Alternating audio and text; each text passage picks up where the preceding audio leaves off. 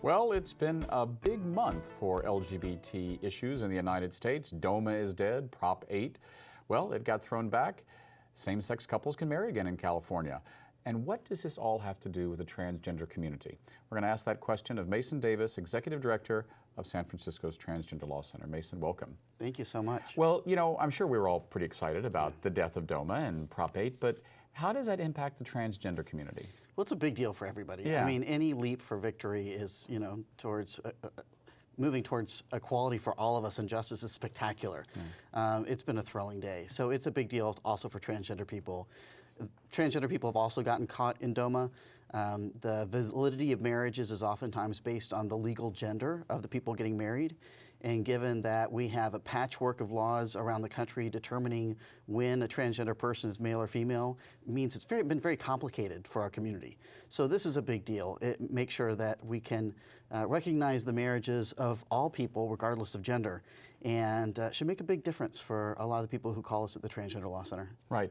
Now, having said that, that's all true, but I know that you are about to launch a campaign which I find fascinating, which is about that there's more than marriage. More than marriage. So That's I right. love this sign. I support #more than marriage, and then it's also a bilingual campaign. That's right. So you have Yo apoyo más que matrimonio. See? See? And somos más que matrimonio. Yes. So tell us about this campaign. What is it about? Well, while marriage has been really important for transgender people, it's not the only issue at all that we care about or the only issue that we need addressed in the United States or even globally. And I think that's not just true for transgender people, it's true for a lot of segments of the LGBT community. We've put a lot of resource, a lot of energy, a lot of excitement around marriage. It's a wonderful day we should be celebrating, but we need more. I'm struck by the fact that I'm talking to activists and community members around the country as I travel, and I get this sense from some people that we're done, that as we're resolved around the issue of marriage, that we have reached the pinnacle of equality. And I'll tell you, my sense is, as I talk to other folks, though, that sentiment is not shared. We are not done. In many ways, we've just begun. Yeah. I mean, it's funny. I was talking to someone before the Supreme Court decision, how we used to joke, was it Oscar Wilde said, it's the love that dare not speak its name, and for the last few months it seems like the love that just won't shut up. I mean, I've never seen so much gay news. Do you think there's a little bit of gay fatigue, and that's going to make a campaign like this a little harder? Well, I think that there are a number of people who are ready for us to talk about issues beyond marriage. Marriage is important for so many folks, but so is employment, so are safe schools, so is the ability to immigrate to the United States and to be treated fairly. And I think there are a lot of people who are hungry to hear about the issues that are impacting the majority of LGBT people, whether or not they're married.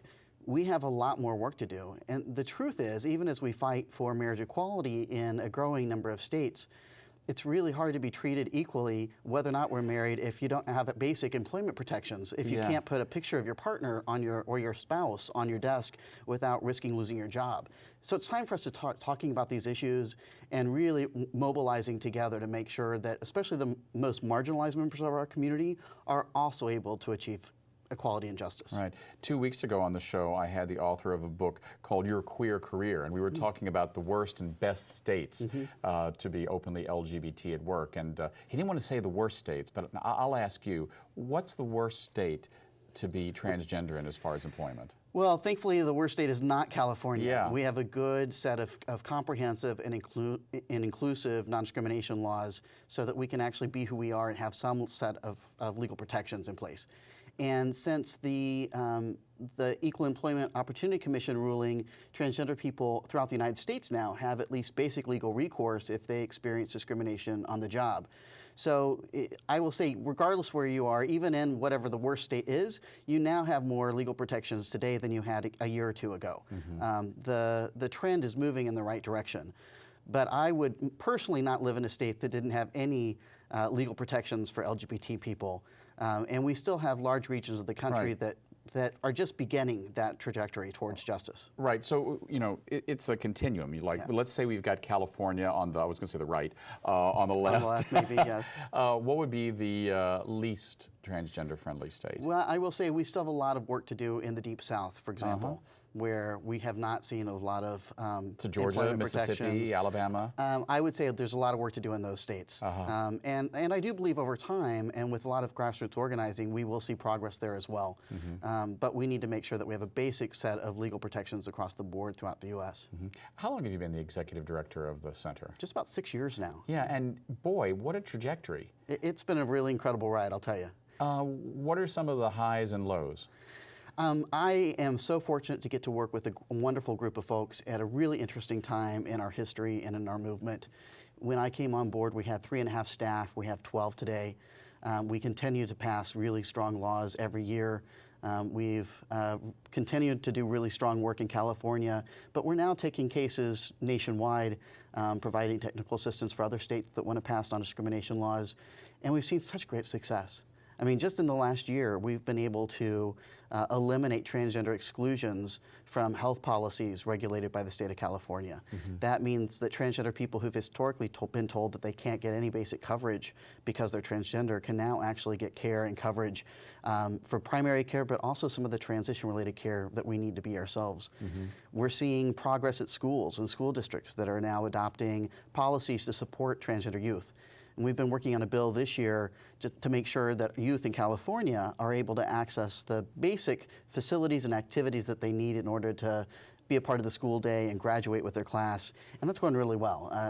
We need the governor to sign that bill. It's the School Success and Opportunity Act to make sure that our youth stop dropping out just because of the bullying and the challenges that they're facing during the school day. Right. I saw a study not long back that said that in San Francisco, and I don't know what it's like in other cities, I'd like to ask you, that there seems to be a preponderance of LGBT people who are homeless. Yeah. And of that subset, a lot are transgender.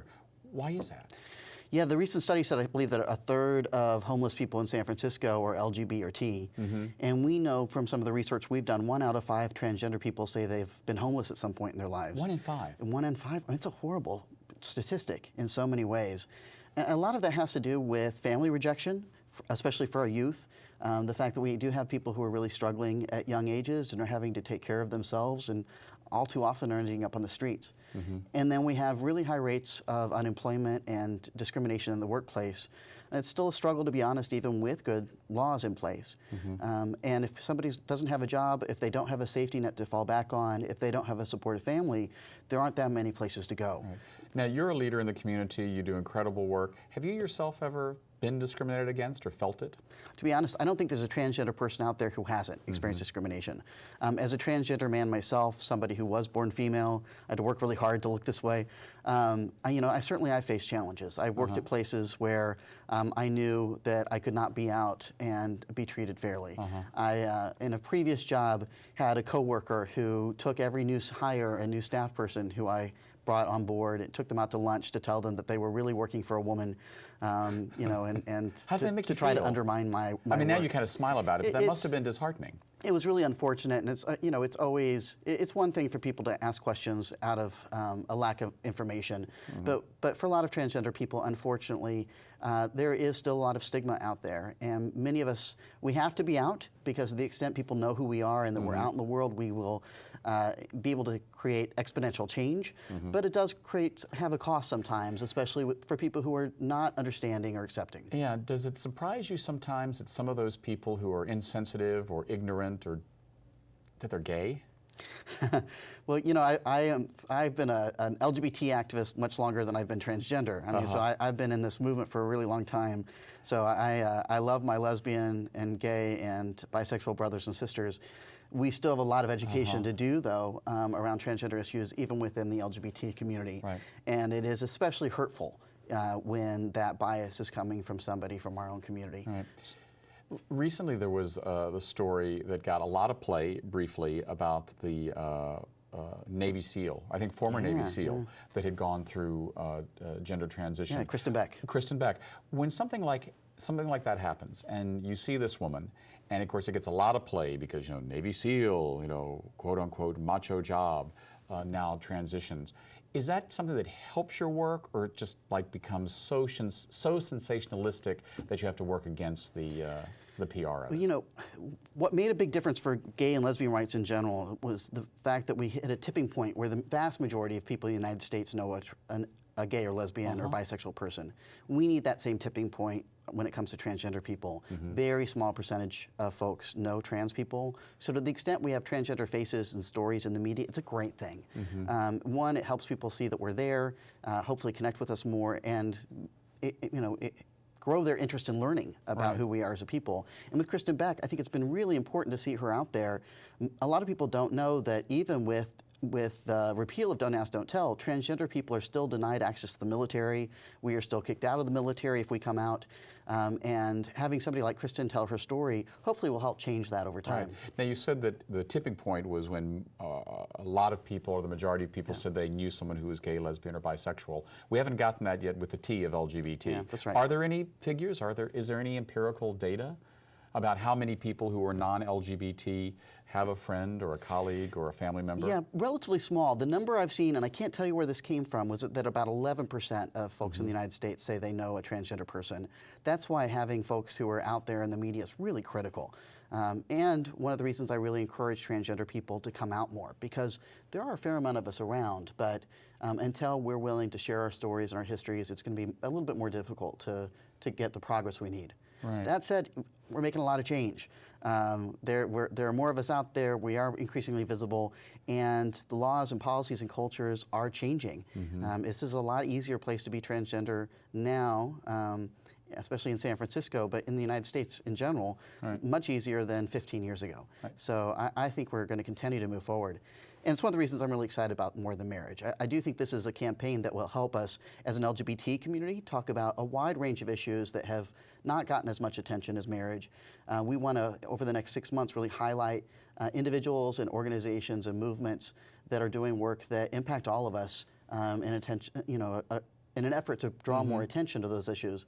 And I'm also hoping people see that transgender issues and people need a lot more attention and support and resources as well. And of course, one of the reasons that marriage equality got so much attention over the last few months was because, boy, getting in front of the Supremes, that's guaranteed to get you press attention.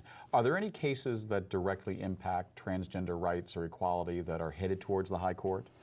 It's a great question. Or is it all legislative at this point still? No, it's both. I mean, we're doing litigation and legislation. There are a number of groups who are filing pretty great cases across the country. There was a new one that was just settled recently in Colorado that asserted the rights of a young transgender girl to use the girls' room at school. Yeah, I read that in the paper. That's a really great precedent. I don't know what's going to be going to the court, what our first big Supreme Court case will be. That could be in the works now. But it's very clear that we need to continue to make sure that we have access to the basic supports that we need, especially for our youth and folks in the workplace. Right.